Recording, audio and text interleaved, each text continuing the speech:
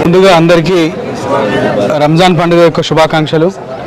ముఖ్యంగా మనం చూస్తూ ఉన్నాం, ఒక నెల రోజులుగా కఠినమైనటువంటి ఉపవాస దీక్షలు ఉండి ఒక ప్రేమ, సౌభాతృత్వం, మంచితనం అనేటటువంటి విషయాలను పరిగణలోకి తీసుకొని అందరూ కూడా చాలా ఒక నిష్ఠతో, క్రమశిక్షణతో రంజాన్ నెలలు గడపడం జరిగింది.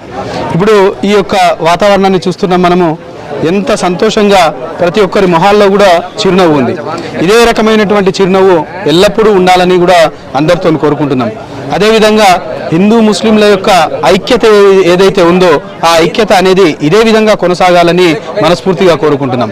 ఈరోజు పండుగ రోజైనా కూడా ఆలంపల్లి ఈద్గా వికారాబాద్ లోపల వేలాది మంది ఈరోజు నమాజ్ చేయడం జరిగింది.